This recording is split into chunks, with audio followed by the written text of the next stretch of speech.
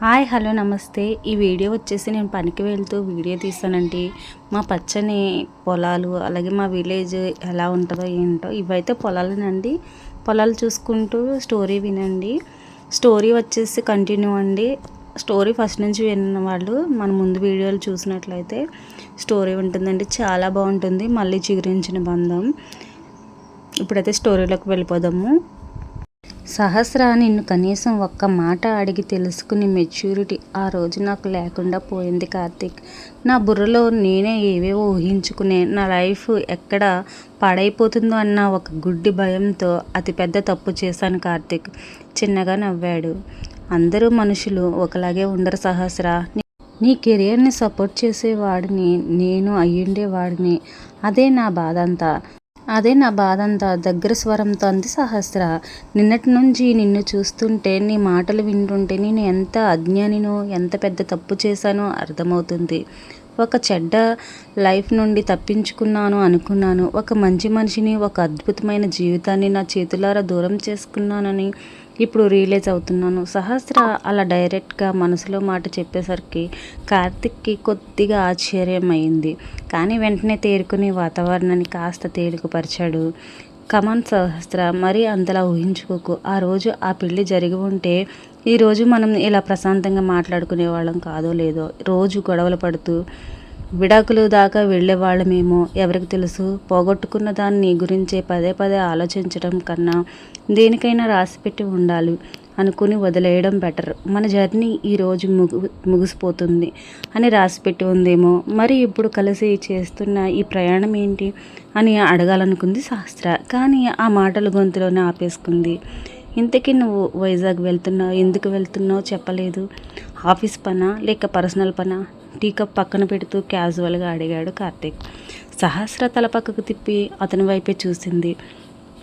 ఇప్పుడు అతని కళ్ళల్లోకి చూడడానికి ఆమెకి నిన్నటి లాంటి భయం, అపరాధ భావం కానీ అనిపించడం లేదు.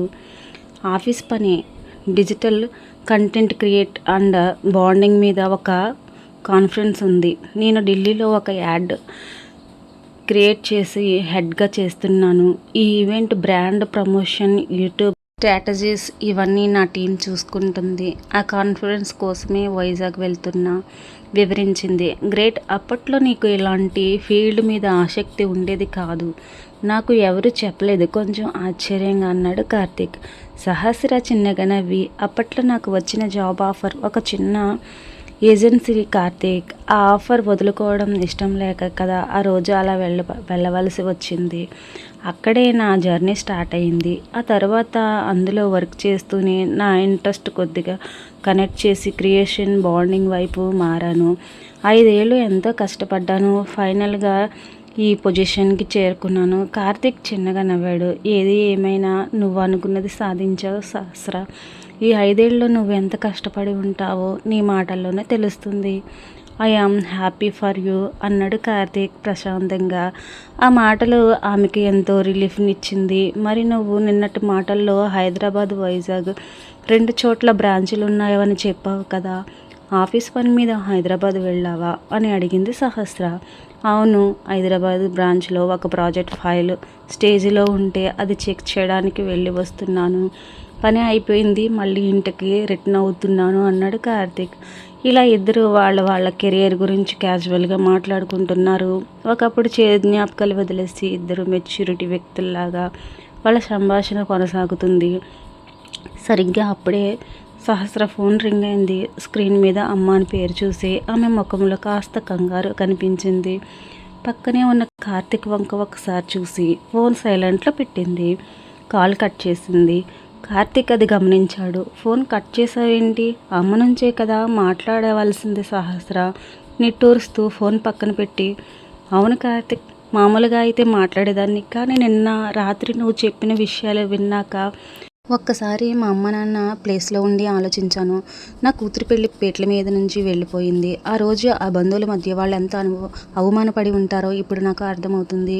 నన్ను అర్థం చేసుకోలేదని నేను ఫీల్ అయ్యాను, కానీ నా స్వార్థం వాళ్ళ పరువుని బజారుపాటు చేసిందని నేను ఎప్పుడూ ఆలోచించలేకపోయాను సహస్ర అంది.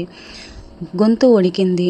నిన్నటిదాకా బాధే నాకు కనిపించింది కార్తీక్. ఇప్పుడు వాళ్ళు పడ్డ అవమానం కళ్ళ ముందు మెదులుతుంది.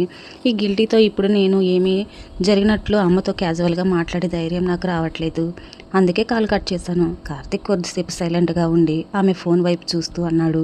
గిల్టీ ఫీల్ అవ్వడం వల్ల ఏ ప్రాబ్లం సాల్వ్ అవ్వదు సహస్ర. అసలు ఇప్పుడు నువ్వు వెళ్తున్న వైజాగ్కే కదా, మరి ఆ ట్రిప్లో మీ ఇంటికి వెళ్ళి అమ్మ నాన్నను కలిసావా అని అడిగాడు కార్తీక్. సహస్ర మొహంలో కంగారు కనిపించింది. లేదు కార్తీక్, ఇన్నేళ్ళు గ్యాప్ తర్వాత నాన్న ఎలా ఫీల్ అవ్వాలో నాకు తెలియట్లేదు. అసలు నన్ను ఇంట్లోకి రానిస్తారో లేదో అన్న భయంతో కేవలం ఈవెంట్ చూసుకుని వాళ్ళకి తెలియకుండా తిరిగి ఢిల్లీ వెళ్ళిపోయేదాన్ని. అది కరెక్ట్ కదా సహస్ర, నీ తప్పు నువ్వు రియలైజ్ అయ్యావు. అది వాళ్ళకు కూడా తెలియాలి కదా.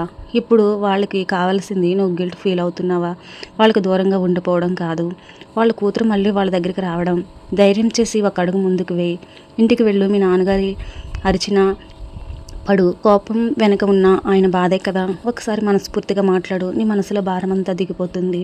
ఒక మంచి ఫ్రెండ్ లాగా సలహా ఇచ్చాడు కార్తీక్. సహస్ర తల ఎత్తి కార్తీక్ వైపు చూసింది. అతను ఎంత సింపుల్గా ఎంత మెచ్యూరిటీగా ఆలోచిస్తున్నాడో చూస్తుంటే ఆమెకు ముచ్చటేసింది. నువ్వు చెప్పింది కరెక్టే కార్తీక్. పారిపోయి నేను సాధించింది ఏమీ లేదు. ఈ ఈవెంట్ అయ్యాక నేరుగా ఇంటికి వెళ్తాను. నాన్నతో ఖచ్చితంగా ఫేస్ టు ఫేస్ మాట్లాడతాను. థ్యాంక్ యూ అంటూ తన ఫోన్ తీసుకుని మీటింగ్లో ఉన్న అమ్మ ఫ్రీ అవ్వగానే కాల్ చేస్తానని మెసేజ్ టైప్ చేసింది. కార్తీక్ తిరిగి తన పుస్తకం తెచ్చుకుని వైజాగ్ చేరుకోవడానికి ఇంకో పావుగంట మాత్రం సమయం ఉంది. కూపీలో ఇద్దరు సామాన్లు సర్దుకోవడం మొదలుపెట్టారు. వైజాగ్ వచ్చాక ఎక్కడ ఉంటావు అని అడిగాడు కార్తీక్. ఆఫీస్ వాళ్ళ హోటల్ గ్రాండ్ బేలో ఉంటాను అని చెప్పింది. ఈవెంట్ అక్కడే. మాటలు పొడిపొడిగా వస్తున్నాయి సహస్ర నుంచి. కార్తీక్ సరే అన్నట్లు తల ఊపాడు. మిగతా స్టోరీ నెక్స్ట్ వీడియోలో అప్లోడ్ చేస్తానండి. స్టోరీ నచ్చితే లైక్ చేయండి, మీ ఫ్రెండ్స్ అండ్ ఫ్యామిలీకి షేర్ చేయండి. కొత్తగా చూస్తున్న వాళ్ళు మన ఛానల్ని సబ్స్క్రైబ్ చేసుకోండి. Thank you for watching.